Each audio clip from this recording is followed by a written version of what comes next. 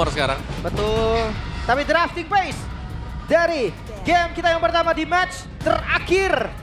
Langsung kita saksikan first pick untuk RRQ dan second pick untuk Navi.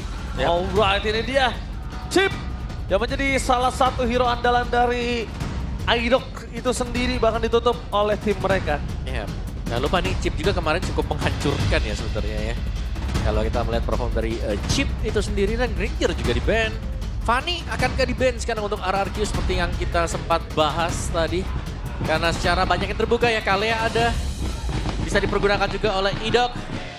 Atau masih untuk mungkin beberapa hero marksman. Kimi kan jatuhnya bisa di flash ya. Betul, dan bahkan kalau menurut gua tutup aja ini kalau misalnya mereka nggak mau melihat Kimi yang cukup menyeramkan atau Kimi yang mengganggu di arah metode late game nantinya. Bisa. Atau mereka mau siapkan permainan assassin, we never know, Lim. Gak masalah, ini lepas Fanny dulu apa enggak nih? Ini menurut gua Dilepas. Wah, lepas Fanny, tapi Fanny nggak bakal diambil sih menurut gua. RRQ gak ambil ya? Nggak ambil Fanny. Moskov kah? Kenapa harus Moskov? Kenapa nggak yang Atau lain? dikasih. Tuh ketawa atau setujuin ketawa nih. Karena defensif Moskov paling enak untuk lawan Fanny. Karena sekarang kalau ngomongin ke arah Marksman 2 yang sudah di-pick, itu Baxia mungkin dari kemarin yang menjadi sebuah prioritas untuk pick. Yang dimana kondisinya Baxia di sini pun sama fleksibelnya. Sebenarnya masih ada Fredrin sih, kalau mau ngomongin soal tank jungle ya. Oke. Tapi Fanny dari Possible itu ngeri loh. Oke, tapi kita bicara soal Fanny nih, ketemu dengan tank jungle kayaknya nggak sulit juga ya. Untuk bisa adu Bisa, dari objektif, itu yang pertama sih. Terus juga buat team fight-nya kayaknya masih butuh waktu. Untuk Fanny kalau memang mau berhadapan dengan tank-tank jungler. Dan yang terkunci masih Chow, ini masih flex pick. Dan satunya lagi, kalau Baxia diambil dengan RRQ. Masih flex. Tapi kalau ngomongin soal Chow ya, ini yang gue bilang lebih jelas arahnya Om. Ketika ada Kalea ataupun Chow, Yeah. Chow pressure awalnya mobilitasnya itu akan lebih tinggi. Jelas. Yap, Valentina juga diambil. Lucas bisa menjadi pick yang ketiga sekarang buat RRQ. Ya, dan bahkan itu prepare juga untuk kondisi di mana Navi yang bisa Wow. menggunakan Lukas. Tapi Joy? dengan adanya Joy tiba-tiba, dan satu hal yang tadi yang pengen gue pertanyakan adalah Hilda ini buat siapa? Oke, ternyata buat ini ya, buat mengcounter biar adanya Joy bisa farming dengan aman juga. Baxianya masih di flex, pasti di roamer, masih di EXP. Dan satu pick dulu nih, Kimi kah yang bakal diambil sekarang? Selena ternyata. Wow, mempercepat jungle ya. Ini bakal cepat juga pattern dari Joy-nya sih. Yang kita tahu Joy juga kan butuh item. Pattern dari Joy kan awalnya memang farming dulu daripada point kill. Yep. Dan pick ketiga, Hayabusa. Hayabusa, right. Nova nih, No Fanny, dan juga tadi aku kira ada pengambilan Valentina. Mereka mau menuju ke Lucas. datang gak juga. Enggak, ternyata. Emang cari mid lane yang punya mobilitas aja sih Om. Betul, ternyata Kakashi ya. Kakashi. Yang keluar juga sekarang Povius ban. Tapi ini lebih concernnya masih ya dengan power dari Selena yang bisa tiba-tiba menyerang. Abyssal Arrow-nya, Open Vision juga membuat Chow-nya bisa terkena Abyssal Trap. Gimana kalau Baxianya di XP? Bisa. Sempat juga ada. Lebih Sempat cepat ada. ke level 4, lebih cepat punya Tortoise Peasants, lebih cepat untuk bisa set up di turtle yang pertama. Hero badan kan? Karena Yap. kita tahu juga dari Dairon itu identik dengan hero badan Om. Iya, betul. Dan berarti kalau idoknya hero-hero yang typically initiate, bisa jadi akan ada satu lagi nih misalnya seperti Franco, Badam. Badam Badam juga masih ada. Gatot Kaca BM ya. First man-nya ditutup dulu. Dan Franco-nya kena Om. Franco nggak boleh. Gak bisa lepas sama sekali.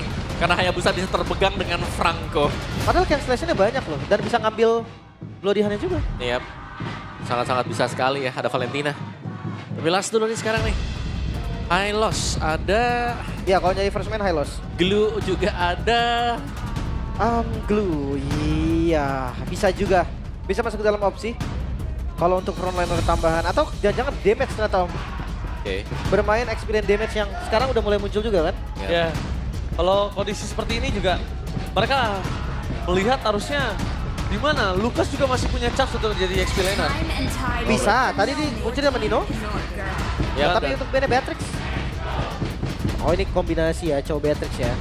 Yang nggak Oke. boleh ada juga.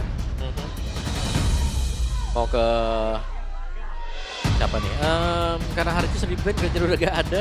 CV bisa pick di last sih. Moskov biasa kalau Sive ya. Ambil XP dulu. Dan Atau- CV yang akan counter semua Om. Ya, bisa Moskov, bisa Bruno juga. Bisa. Ya, Atau lari ke Iritel sekarang. retail ya. Ada Mungkin opsi juga. Yap.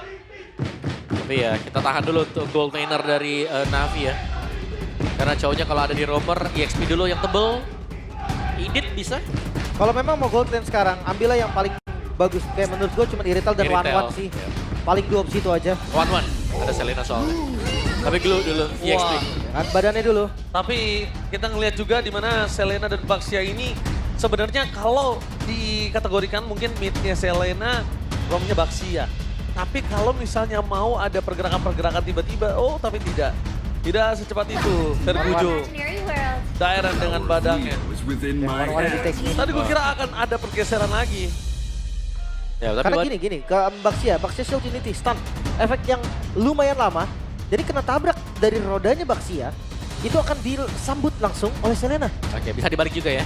Iya, atau Selena dulu baru disambut sama dari Baxia. rodanya Irital ternyata opsi terakhirnya. Oke, ini dia untuk line up dari masing-masing tim juga.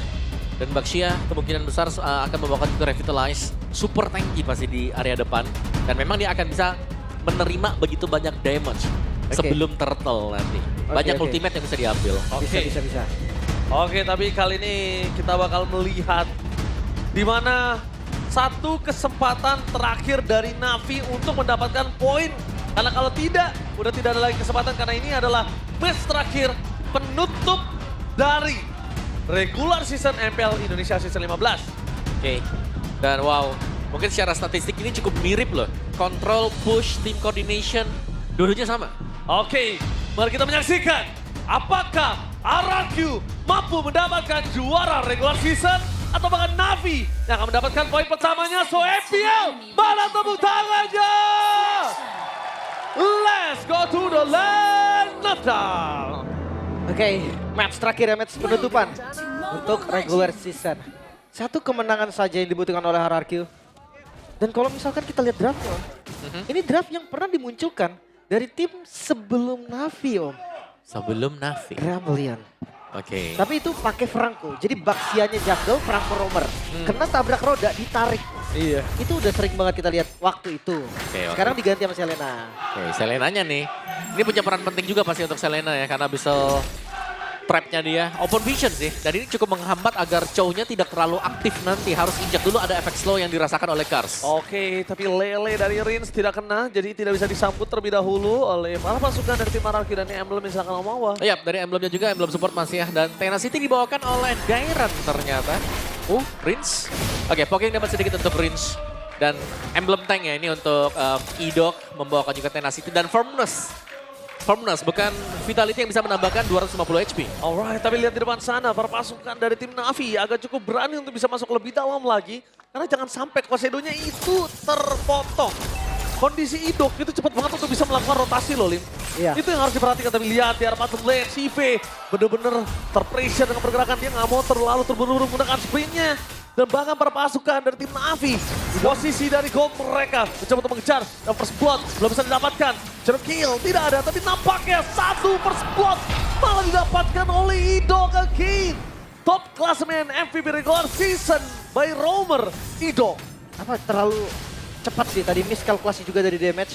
Masih belum kelihatan nih combo dari Baxia Selenanya, tapi kalau ditabrak kayak tadi ya Revitalize sudah jadi solusi banget. Pasti ya, Revitalize. Dan memang untuk bisa mendekat ke turtle ini dengan bantuan dari Selena. Oh, Cepet banget. tapi lihat di depan sana, Revitalize masih dengan poin.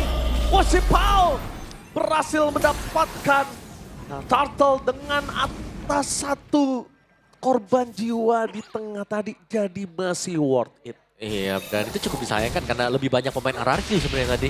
Dekat dengan turtle-nya juga dan harus tercuri untuk turtle yang pertama. Goalnya nggak jauh pastinya ya. Dan sedikit pok untuk Kars. Penelan tadi ya. Damage yang besar juga dari Solitaire. Wah, gila sih. Garote dan Solitaire sih. Apalagi sekarang Garote itu bisa sering banget bahkan Rins sangat dapat satu poin kill. Wasipau RRQ kali ini bermain dengan luar biasa, tapi no, 16-0 Mirko again. Mirko, oh my god. Mirko lagi-lagi dengan Navi 016 yang dimaksud Mirko. Oke, tapi ini full house ya. Tersisa satu suara aja tadi untuk Navi, sisanya full 2-0 bahkan. Mirko sebenarnya nggak suara untuk Navi itu. Ya dia skor akhirnya. Dia skor akhirnya, betul. skor 16. Tapi Navi makanya mungkin bisa menjadi pembuktian juga. Karena ingat, ini adalah one last match, satu pembuktian terakhir untuk para pasukan dan The Wild Dragon. Bakal coba di following up, tapi nampaknya Kars sudah ada jalan lagi untuk pulang. Di depan sana para pasukan dari tim Navi bakal coba untuk melakukan following up. Tapi nampaknya Kars masih bisa selamat berkat Feb. Aman ya. Dan ini dimaju lagi Susujin. Oke, tapi nampaknya di depan sana Susujin nggak mau memberikan petir untuk seorang Idok, tapi tidak bisa lagi diselamatkan. Idok sudah terperang di depan tanpa adanya kaverisasi, dan Feb berhasil menukarkan posisi yang tadinya Kars bisa menjadi point kill bahkan dari Idok dengan revitalize-nya plus revitalize. Ya, itu bagus banget tadi memang. Tapi audience prediction 81% untuk RRQ. Toy, punya corrosion sekarang. Tapi detailnya juga punya item ya. Oh, belum jadi. Tapi ini masih mending sih. Mau ke Haskell ya kalau detail. 81% itu masih mending menurut gua, karena dengan posisi yang satu di top klasemen, yang satu di bottom klasemen, biasanya itu 90%-an. Bila di depan sana Feb akan coba dipukul mundur dengan reverse strike, tampakkan retribution di tangan Wasipol untuk kedua kalinya.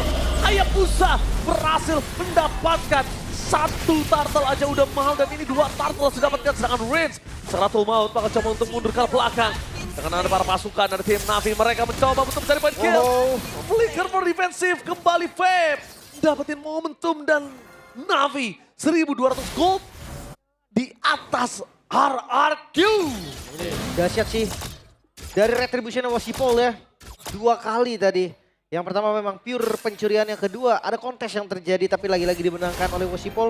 Early Gila, game Wasipol dipikat sih. sih ini sama Assassin. Wasipol sih gila banget sih ya. Ya, soalnya ini juga duelnya Assassin lawan Assassin ya. Ya sebenarnya banget, tapi tentunya di depan sana para pasukan dari tim Navi, mereka harus lebih berhati-hati, tidak boleh terlalu confident dengan keunggulan yang mereka miliki. Ingat, masih ada sosok dari One di arah itu late game. Dan harusnya kondisi saat ini udah ditanggulangi oleh Sivin. Dia tidak under banget, dia tidak kalah, dia bahkan dapat 1 point kill. Oke, dan RRQ harus bermain sedikit lebih sabar juga ya. Kita belum melihat dari range-nya bisa mendapatkan point pick up dengan cepat dengan Selena yang dipakai. Abyssal arrow-nya masih sering bisa didodge dengan lawannya juga. Abyssal trap-nya hanya membuka informasi yang sudah pasti untuk RRQ. Rata kanan untuk bolt-nya, dan bahkan mereka belum bisa ada jawaban untuk mengatasi dari seorang Glue, Feb. Dari tadi yang memberikan permainan yang sangat luar biasa kalau saya lihat Feb dari tadi selalu mendinai rotasi. Dia tahu rotasi di arah top lane dari Hayabusa Wasipol akan mendapatkan 1 turret. Dia coba kasih vision, dia coba kasih detailnya sedikit, Lim. Makanya nih. Tapi karena udah di atas menit 5 juga ya. Pasti XP-nya udah mulai join nih. Kayak Direct, kayak Feb-nya udah mulai hadir di team fight aja. Sementara di laning jauh akan ada battle assassin yang kayaknya nggak bakal battle amat, tapi Wasipol. Tapi lihat Wasipol mencoba untuk menghindar, damage-nya dimaksimalkan, tapi 1 mukul shadow menyelamatkan Wasipol di top lane. Informasi yang didapatkan adalah tidak ada Quest Shadow aja, karena retribution belum terdeteksi ada atau tidak dari Wasipol. The team fight di arah ready. Bahkan kalau mereka memangsa team fight, Idok akan menjadi korban untuk ketiga kalinya. Level 11 kayaknya dari Wasipol setelah Purple juga. Tapi setup cepat mulai dilakukan. RRQ, mereka mau turtle ketiga. Oke, mereka mau coba turtle ketiga, tapi nampaknya dari Kaspo coba untuk bertahan retribution di tangan Wasipol. Perfect turtle for Navi. Memaksa untuk ke arah belakang, nampaknya berpasukan dari tim Navi.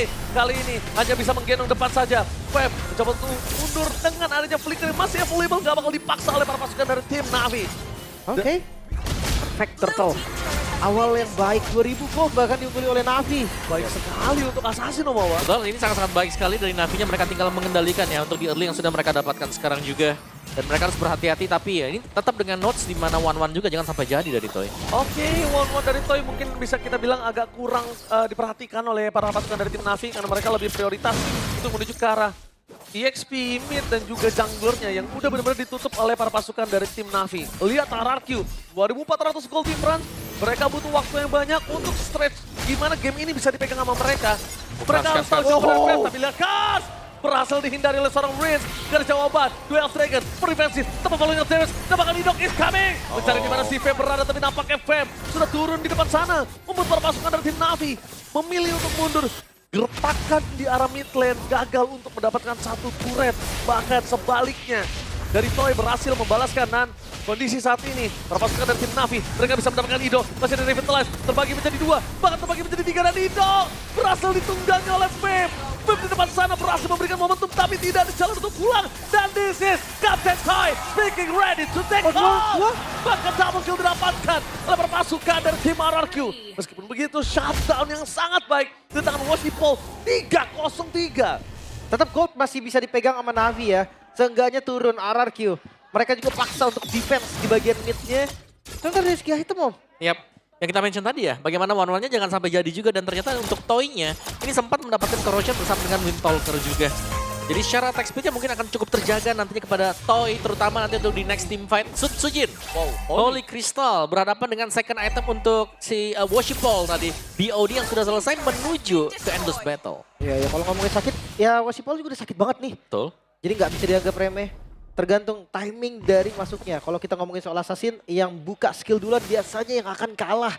Tapi untuk Lord yang pertama, kayaknya nggak bakal buru-buru. Keduanya sama-sama Assassin, gak ada yang bisa pegang Lord juga. Yep. Dan midnya sama-sama masih ada. Oke, dan Toy yang sudah punya Husklaw ya tadi. Jadi duel dari Marksman juga jangan sampai ada weakness point Navi yang pecah sehingga menimbulkan momen untuk RRQ. Wait. Oke, tapi nampaknya shutdown.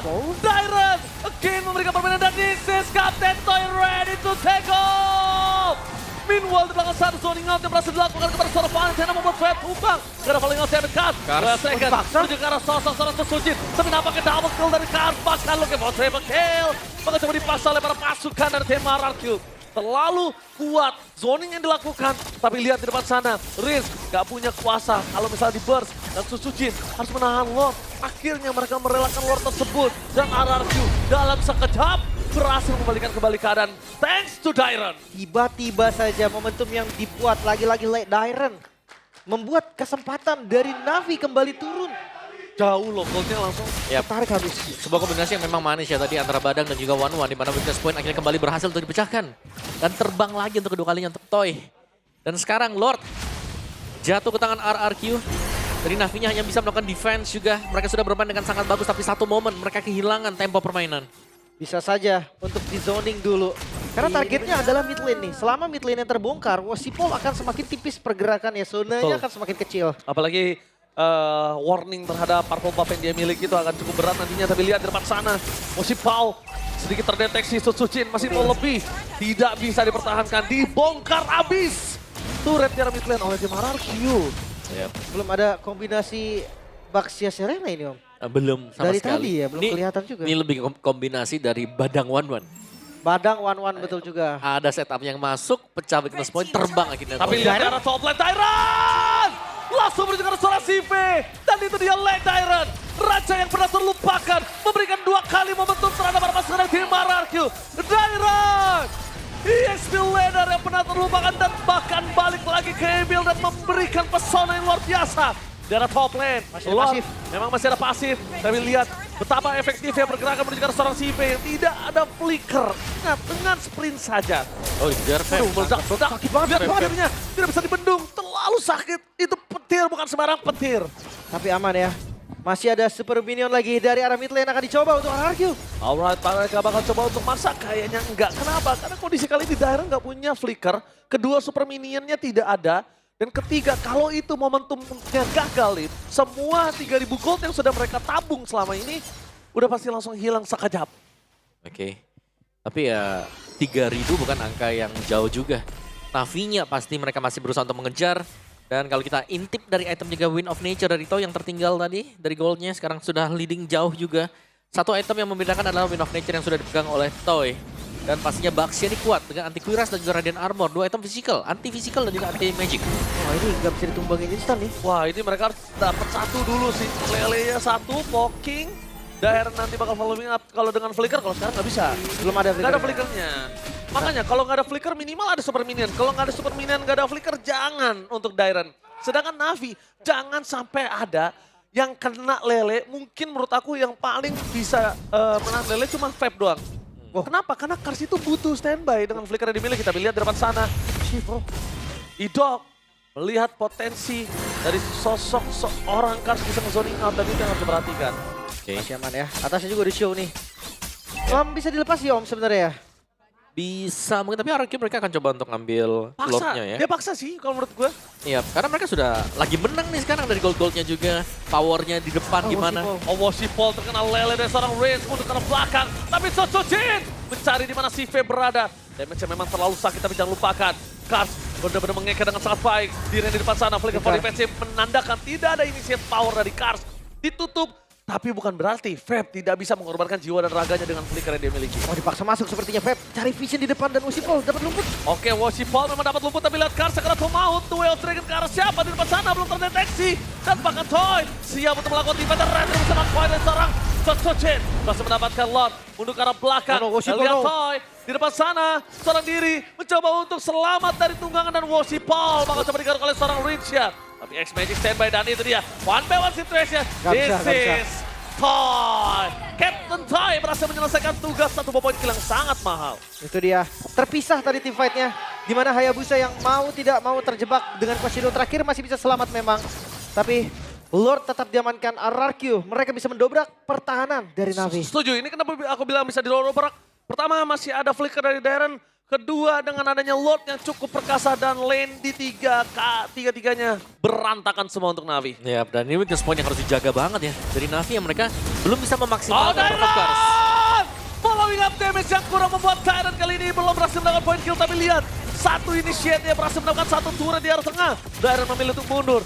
Initiate power yang sudah selesai. Tapi membuat pasukan dari tim Navi mereka harus wanti-wanti karena di arah top lane. Tim RRQ tidak akan kenal kendor. Pengen coba dirombak dan bahkan di depan sana. Sojin berhasil dan this is now that Toy speaking. Ready to take home.